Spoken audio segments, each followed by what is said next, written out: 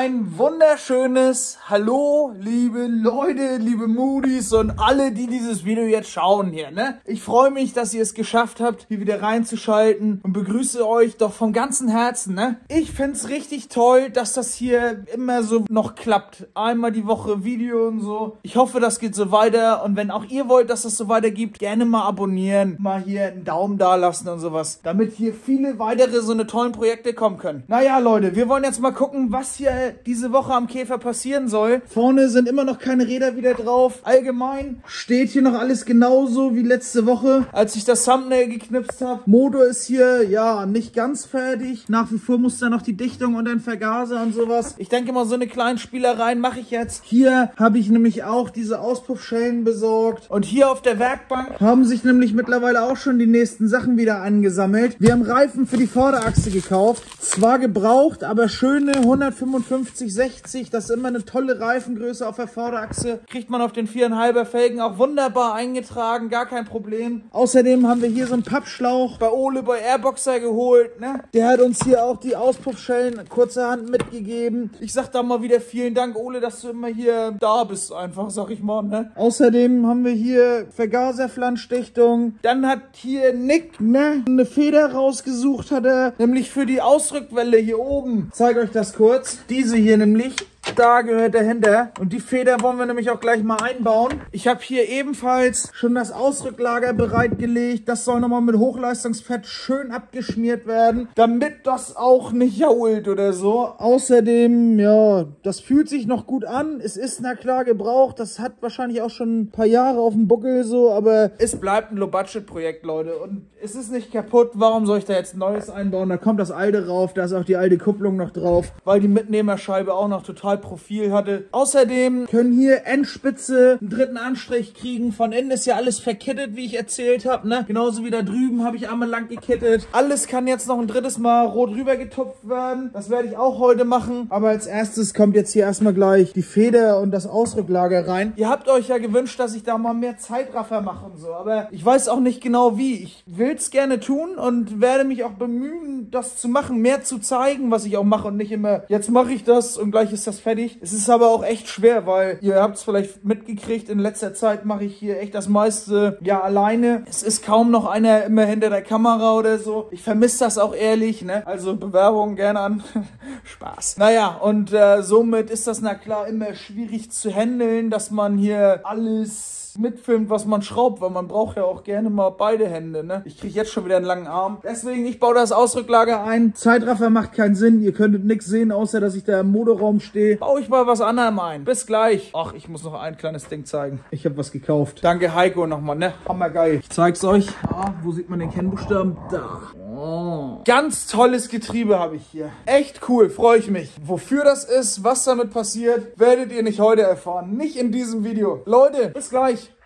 So Leute, Werkbank ist leer, das heißt, ich habe ein bisschen was geschafft. Hier Auspuffschellen dran an den Endrohren mittlerweile. Übrigens, hier sind auch die Schellen dran, fest, alle schön originale VW-Schellen, da toll, ne? Dann habe ich hier die Pappschläuche rangebaut. Da unten die Dichtung und ein Vergaser schön festgeschraubt. Jaha. Dann habe ich hier nochmal die dritte Schicht Farbe auf die Endspitze getupft. Von drinnen alles, was verkittet war, da unten und so, da drüben nochmal gemalt. Dann habe ich, ich glaube, das war's. Ja, dann habe ich nochmal so ein paar Kleinigkeiten rausgesucht. Wie gesagt, hier vorne müssen jetzt diese Bremsleitungen hier nochmal die Schläuche schön festgemacht werden. Dann hier die Leitung. Da brauche ich auch Schlauch bis da runter. Schön verbinden. Da muss ich auch mal gucken, ob wir die alten noch haben und ob die gut sind oder da neu bremsflüssigkeitsbeständigen Schlauch. Ja, Leute, für heute mache ich Feierabend. Wir sehen uns gleich wieder.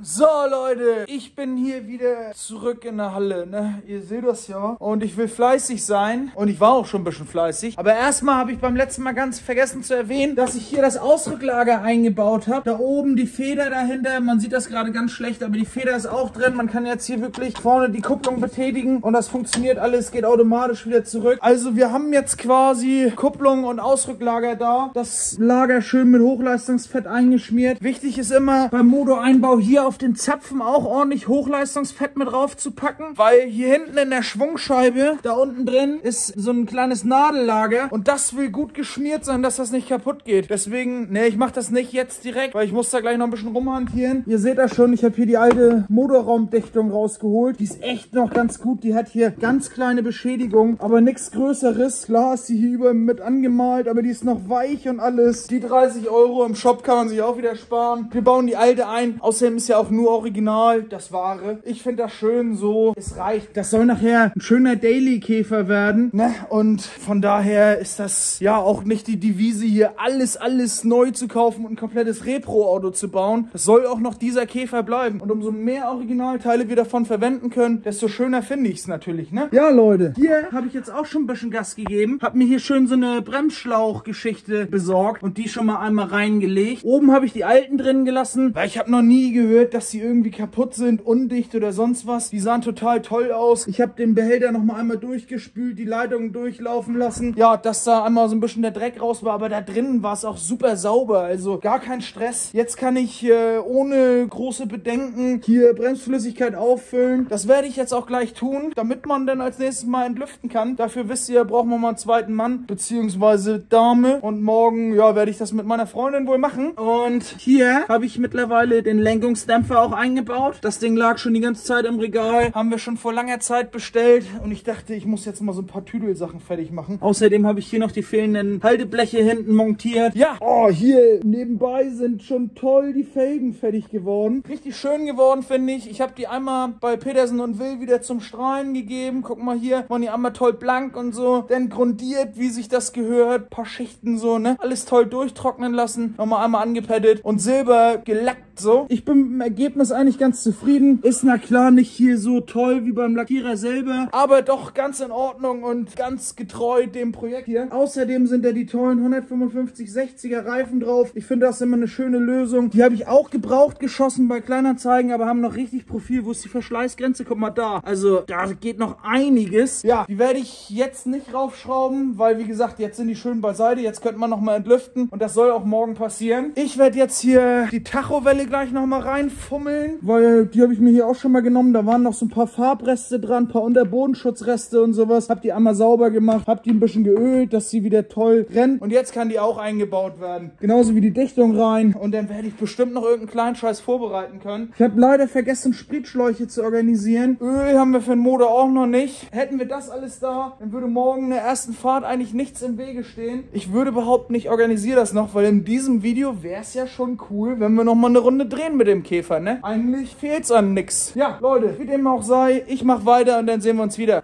So, Leute, weiter geht's jetzt hier. Ich habe ordentlich vorbereitet. Ihr seht da schon Bremsflüssigkeit stehen und alles. Hier, die Schläuche laufen ja hier lang und so. Und ich habe den Behälter schon mal gefüllt. Das ist mittlerweile schon eine Stunde, anderthalb her. Es ist nichts weggetropft oder so. Hier unten seht ihr ein paar Tropfen. Das liegt aber daran, dass ich vorhin dachte, er wäre undicht und ich schon alles mit Wasser einmal abgespült habe. Ja, weil ich, wie gesagt, dachte, es wäre undicht, aber wahrscheinlich, ich habe davon mit Silikonspray und sowas ein bisschen den Schlauch flutschig gemacht, dass ich ihn besser raufgekriegt habe. Wahrscheinlich war davon noch irgendwie da so ein kleiner Fleck. Hat auch nicht nach Bremsflüssigkeit irgendwie gerochen. Ich meine, ja, keine Ahnung. Außerdem habe ich hier hinten jetzt überall die alte Motordichtung eingebaut. Da oben lang auch. Dass das da hinten tatsächlich jetzt final bereit ist, den Motor auch einzubauen. Ja, was habe ich denn noch gemacht?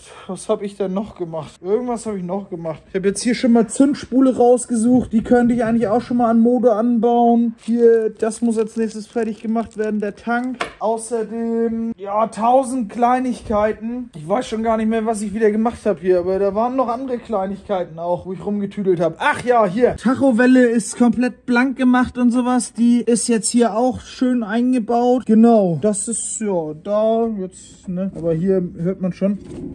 Hört ihr das? Das Radlager ist im Arsch. Die Trommelbremsachsschenkel, da hat sich bestimmt schon der eine oder andere gefragt. Die hat Malte vorbeigebracht. Die ist ja damals auf den Kübel gefahren, bevor er da jetzt, ja, seine Scheibenbremse verbaut hat und so. Also das ist quasi, ja, eine Leihgabe, eine Übergabe. Weil früher oder später soll der auch gerne auf Scheibenbremse umgebaut werden. Leute, aber hier, man muss sparen, wo man kann. Ja, hier drin kann das eigentlich auch weitergehen. Da die Ecken mal nochmal mit Wachs fluten. Vielleicht mache ich das jetzt mal, weil zu Hause sind, glaube ich, die Türpappen auch soweit schon fertig geputzt. Dann kann hier die Folie Kiste wieder hinter, die liegt da oben noch unter der Lampe. Dann kann man hier Türpappen mal einbauen und all so ein Scheiß. Ich will jetzt aber auch gar nicht mehr labern. Das ist hier auch viel von meiner Seite aus Gelaber. Ich würde sagen, für euch gibt es jetzt erstmal ein Carporn und dann sehen wir uns morgen wieder, wenn es hart darum geht, den Motor einzubauen. Und dann kriegt ihr auch einen Zeitraffer, wie das passiert. Ich bin heiß drauf. Bis gleich.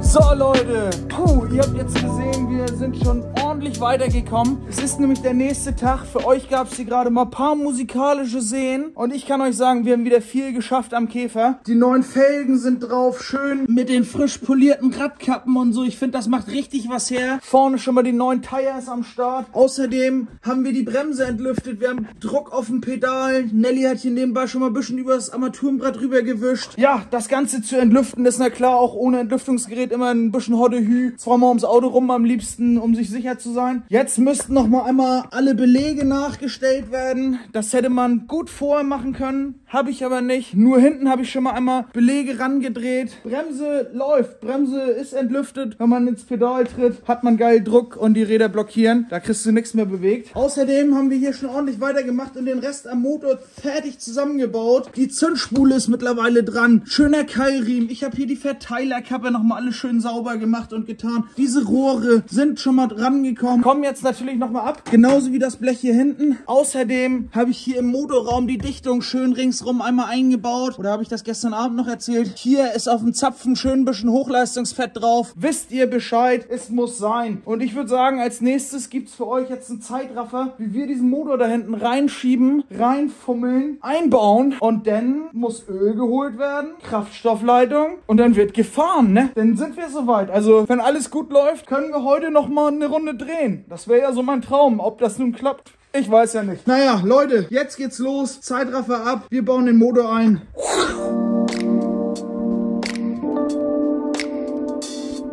Tja, Leute, so wird das nichts. Nochmal einmal den Käfer ein bisschen umpumpen, nochmal versuchen, dass wir den höher kriegen. Böcke sind zwar auf ganz lang, aber der Arsch muss noch ein bisschen höher gerne.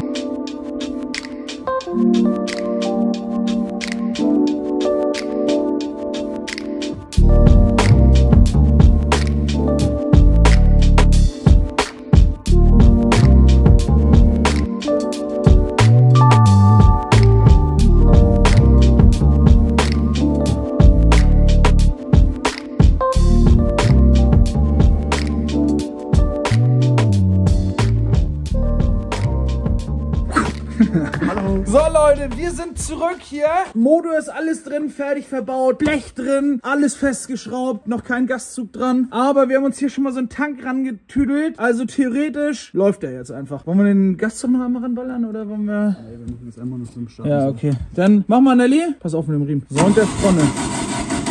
Irgendwas als Startpilot wäre ja noch geil, ne? Mach weiter. Dann mach weiter. Ja.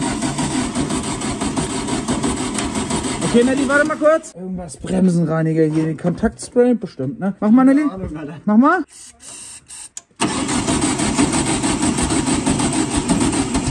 Ja. Oh. Ich glaube, Kontaktspray ist nicht das Beste. Aber irgendwas zündet, ne? Stopp mal, Nelly. Hast du irgendwas noch? Was hast du da? Was ist das? Reiniger. Okay, Nelly, mach mal. Ja. Aber er ist kurz vorm Kommen hier, ne? Ja, jetzt komm. Komm, Baby. Okay, aber ich will ja schon ein bisschen, ne? Warte mal kurz, Nelly. Was riecht komisch? Ja, wir haben hier alles Mögliche reingesprüht. Mal kurz gucken, ob wir einen Hauptfunken haben. Aber der zündet ja schon, ne? Oh, ich habe auch nur echt Angst, geballert zu kriegen. Angst, ne? Mach mal einmal. Ja, Funke ist da. Ja, okay, warte mal. Warte mal. Funke ist da. Spritzt er ein mittlerweile? Doch, hört sich so an. Ja, aber man sieht nichts. Naja, okay, mach mal, Nelly. Komm, Baby. Ja, komm. Meinst du, er kriegt Sprit? Komm, Baby. Ja, Nelly, warte mal kurz. Kannst du zwischendurch den Anlass auch mal chillen lassen. Ja, dann lass aufstehen, wie du willst. Ja. Was? Ja, aber der will ja, ne? Leute, wir gucken gleich weiter. Tschüss. So, Leute, ihr hört, der Käfer schnurrt. Es war die Zündung gerade eben. Die war hier verstellt und deswegen ist er ausgegangen. Das muss gleich nochmal schön abgeblitzt werden. Allgemein fehlt noch die Unterdruckverstellung. Ja, das war, glaube ich, gerade entweder ein Turthebel, der gesprungen ist, oder ein Stehbolzen, der abgerissen ist.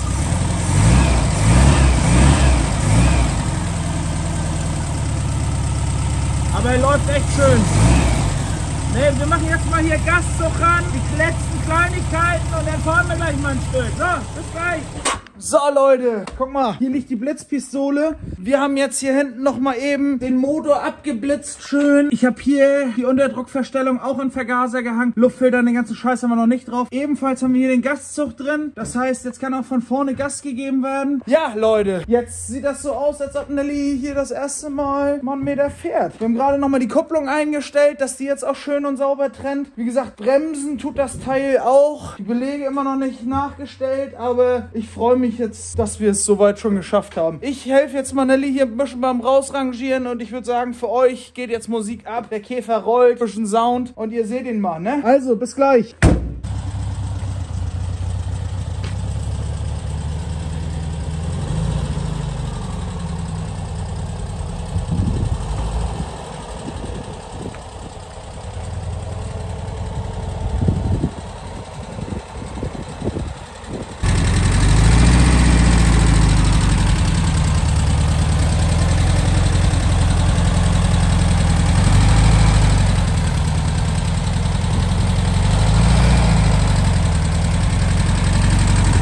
So Leute, guten Tag, wir sind zurück hier und zwar habt ihr ja gesehen, dass der Käfer nun endlich läuft. Der Gute ist hier schon aus eigener Kraft einmal rausgefahren. Es hat geregnet und sowas und wir haben leider auch noch keine Zeit gefunden, das Ding nochmal irgendwie raus auf dem Feldweg zu bewegen und 1, 2 Gänge mal mehr durchzuschalten. Aber fürs Erste läuft der Motor traumhaft. Er schaltet, die Kupplung funktioniert on point. Die Bremse bremst, ne? Wir haben sie auch entlüftet. Also wir haben echt große Steps gemacht in diesem Video am Käfer. Auch die neuen Felgen, finde ich, sehen so klasse aus hier jetzt auf dem Auto. Ich bin richtig froh. Jetzt als nächstes haben wir hier wirklich nur noch diese kleine Ecke nach zum Schweißen. Das sollen wir jetzt auch zeitnah mal angehen, dass wir das einfach abhaken können. Weil nach dem Schweißen können wir dann anfangen, so eine Ecken hier nochmal rüber zu spachteln, ne? Hier brauchen wir ein bisschen Spachtel, da muss gespachtelt werden. Hier wurde schon gespachtelt, das muss geschliffen werden. Ja, dass wir soweit die ganzen Spachtelecken als nächstes vielleicht klar kriegen. Ich weiß ja nicht, habt ihr Spachtelerfahrung? Was würdet ihr sagen? Wird gespachtelt auf einer vernünftigen Grundierung oder sollte man spachteln auf blankem Blech? Das muss ich mal wissen. Ich weiß nämlich nichts. Ich habe gespachtelt,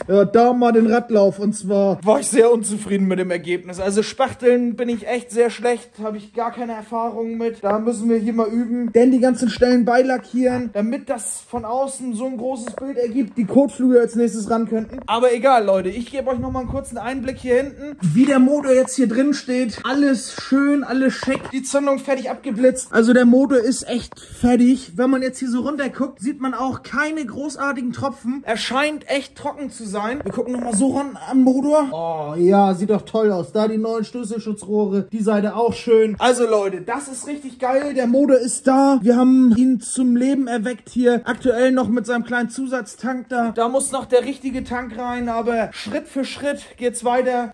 Das erste Ziel ist erreicht. Ich will mich bei euch bedanken und ich hoffe, wir starten jetzt das Jahr 2024 richtig schön durch. Ich hoffe, ihr seid gut reingekommen ins neue Jahr und dass wir hier als nächstes mal am Bus ordentlich weitermachen. Ne? Hier sammeln sich schon die nächsten Aufträge an. Ich habe Ideen, die müssen umgesetzt werden. Hier die A-Säule muss dringend rein. Ich will auch noch mal kurz drauf eingehen, wie ich hier vorne zuletzt ja quasi die ganzen groben Falten rausgekriegt habe. Jetzt als nächstes müsste das noch mal richtig geschlichtet werden. Oh, Aaron, ich brauche deine Hilfe, ne? Ich weiß ja nicht, ob das noch was wird, aber ansonsten, ich weiß momentan nicht weiter, was ich jetzt machen soll. Soll ich das obere Stück A-Säule hier auch noch rausschneiden, alles? Und den Träger hier bis hinter das Dach, bis hier hoch, ja, ersetzen? Oder fange ich jetzt an und repariere hier hinter den Träger, tausche die A-Säule nur das Stück, was raus ist? Ich bin momentan ein bisschen ratlos, aber egal, Leute. Ab nächster Woche soll es am Bus weitergehen. Ich habe hier ja so knickelige Bleche. Das könnte schon mal alles ein bisschen angegangen werden. Die ersten 9 Teile einbauen. Guck mal, hier habe ich von Stein hier eine tolle Kiste gekriegt mit neuer Lenksäule. Da ist nämlich auch, ja, ich will hier gar nicht zu viel rumkramen, aber hier ist jetzt zum Beispiel nämlich auch dieses Blech drin, nochmal wieder in gerade. Das können wir einbauen, wenn das Richtige ist. Und genau so ein Spielkram fangen wir, denke ich, ab nächster Woche am Bus an. Leute, wenn ihr heiß drauf seid, zu sehen, wie es hier am Bus weitergeht, dann bleibt doch bitte am Ball. Am Käfer wird es auch wieder weitergehen. Aber fürs Erste haben wir hier große Schritte geschafft. Ja, die nächste Frage ist halt, legen wir ihn hinten noch mal wieder einen Tick hoch oder kommt der vorne noch ein bisschen niedriger? Ich meine, hier kommt ja auch noch ein bisschen anderer Reifen rauf. Da wird sich bestimmt auch noch was verändern dann. Aber Leute, das sollt ihr alles sehen. Ich sag jetzt tschüss, bis nächste Woche, Montag 16 Uhr wie immer. Und ne, ich freue mich auf euch. Bis dahin.